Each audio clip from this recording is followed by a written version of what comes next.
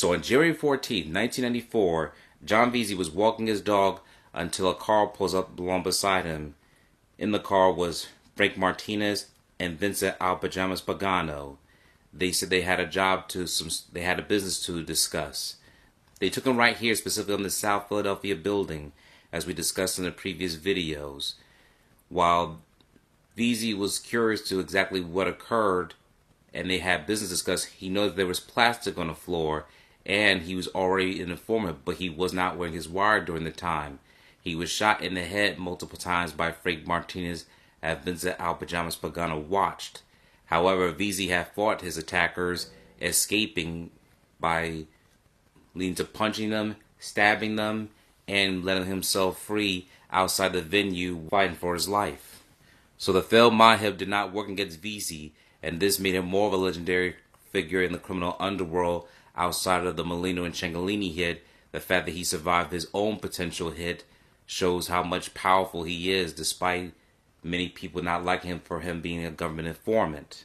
Meanwhile, after all the violence and brewing, John Ciancaglini was released from prison in the early 2000s and also had to hear the stories about both the loss of his brother Michael Ciancaglini and his brother Joseph Ciancaglini Jr. being disabled for the rest of his life. Many people from news media, criminal underworld figures, and more were questioning who would John Ciancaglini align himself with. Will he align himself with the men who took the life of his brother? Will he get revenge? Will he side with Joseph Skinny Joe Molino, which he's been alleged to disable one of his brothers? Or will he side with John Stanfa, who put the contract on murdering his own brother Michael Ciancaglini? Now, law enforcement has believed that John Ciancaglini had aligned himself with Joey Molino and Ralph Natale. As you can hear this from John Stanfa making this similar confirmation. And at this point, John Ciancaglini, the oldest Ciancaglini brother, is now out of prison. He's in a position where he's got to choose which faction to align himself with. Does he align himself with the faction that killed his brother Mikey, and which his brother Joey belongs to, or does he align himself with the faction that crippled his brother Joey, but that was aligned with his brother Mikey? Now, the feds allege that John Ciancaglini chose to line up behind Joey Molino and Ralph Natale. So after John Veasey survived his mob hit, he will also have to deal with his own brother, who was trying to make peace with the Philadelphia crime members, knowing that his safety was in jeopardy. It was Billy Veasey who helped John Veasey to cooperate with law enforcement in fear for his own brother's life. However, on October 5th, 1995, Billy Veasey, after he left his home, was headed toward work, and two gunmen who came up near the block where his car approached shot his vehicle, and then he would succumb to his injuries. The same day, on October 5th, 1995, while John Stanfa and his entourage were indicted in 1994, he would go on trial in 1995. And while on that day, John Veasey was supposed to testify, that's when he lost his brother. Now, law enforcement at the time believed it was possible that John Ciancaglini could have been involved. However, John Ciancaglini still maintains the defense's innocence regarding the accusation. Now, this is where more tensions has built up between these two men. So John Veasey believes that John Ciancaglini was involved in the hit on Billy Veasey. However, John Ciancaglini, along with Molino, were accused of other different federal charges, including murder, racketeering, and so forth. During that infamous trial, John Ciancaglini will be acquitted for the murder of Billy Veasey. However, John Veasey is still convinced that John Ciancaglini was involved. But we will show you a news clip when John Ciancaglini was on trial for the hit on Billy Veasey, as you can see here. On this final day of testimony, defendant John Ciancaglini took the stand. He denied killing Billy Veasey in 1995 in retaliation for the murder of his own brother, Michael. Michael Ciancaglini died at the hands of hitman turned government witness John Veasey. Billy Veasey was shot to death on the morning his brother, John Veasey, was to take the stand in another mob trial. Ciancaglini testified that Billy Veasey apologized for the actions of his brother John, that he, Ciancaglini, and Billy Veasey shook hands. Government attorney Barry Gross tried to paint a different picture. Isn't it true that you had an argument with Billy Veasey the day before he was killed? I never had an argument with Billy Veasey, Mr. Gross. Never. Isn't it true you told him that he would never see his brother take a I stand. never said that, Mr. Gross. Never. Stop insinuating things. John Ciancaglini served 9 years for extortion and conspiracy and was in jail for most of the bloody mob wars of the early and mid-90s. He denies being a mob member and said he didn't know bosses Ralph Natale or Nicky Scarfo. But the government tried to bring Ciancaglini's credibility into question by showing the jury a 1986 photograph of John Ciancaglini with Scarfo at Scarfo's vacation home in Florida. Identify the people in that picture, please.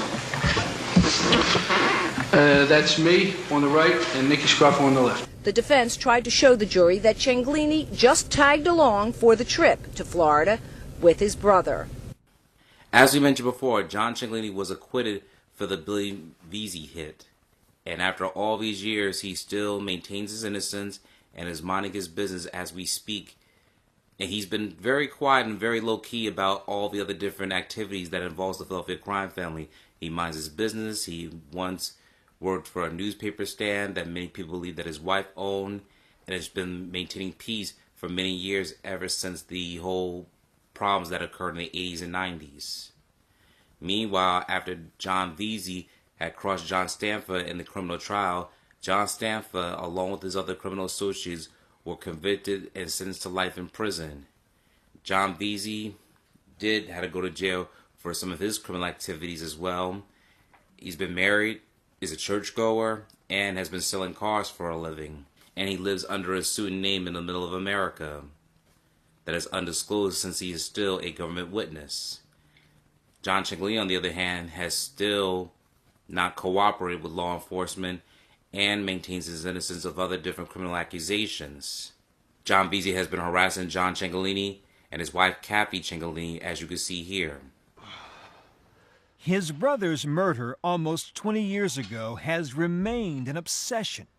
We learned that on visits to Philadelphia, Veasey has made threats against those he thinks were responsible. Kathy Ciancaglini says she's been a target for years. It's frightening, it's aggravating, it's intimidating. Why would John Veasey threaten you? He believes that my husband has killed his brother. Her husband, John Ciancaglini, and others were tried in 2001 for the murder of Billy Veasey and found not guilty. But John Veasey maintains Ciancaglini did murder Billy as payback for his first hit when he killed Ciancaglini's brother, Michael. Kathy says Veasey has posted menacing pictures on Facebook and left her voicemails that she saved, like this one from 2011. I don't give a if I get caught. I will get you, John. How's your wife feel about that? Maybe I'll hit her in the too. You punk. He's the punk. He threatens me. Calls my husband a punk. He's the punk. He threatens women. That's what. So as you heard, John Veasey in the 2010s at the time of this 60 Minutes interview was harassing the Ciancaglini family. However, in the aftermath of certain interviews, his interview with Dave Stratweiser, he has now apologized to the people that he has hurt, and he's wrote a book with Ralph Cipriano. The book that you can find on Amazon is called The Hitman, A True Story of Murder, Redemption at the Melrose Diner. So as we mentioned, he wrote a book called The Hitman, A True Story of Murder, Redemption at Melrose Diner that he co-authored with Ralph Cipriano. And is now living, and as we mentioned before, John Veasey is living in the middle of America and has not done any interviews since the 2010s. Meanwhile, John Ciancaglini last year in the 2020s was brought up in the news cycle along with his wife for the Chicky and Pete's brawl.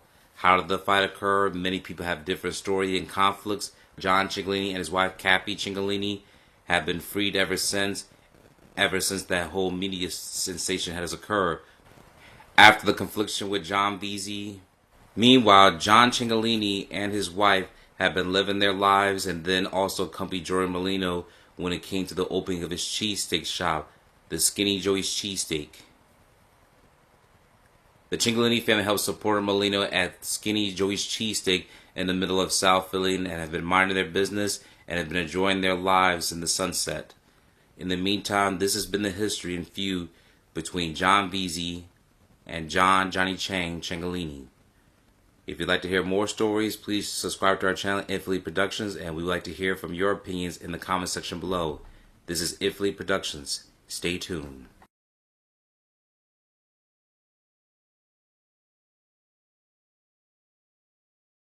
Thank you for watching this video. Please subscribe to our channel and check out more of our content. Feel free to give your feedback and suggestions on what we should do next in the comments. This is Infinitely Productions. We love ya.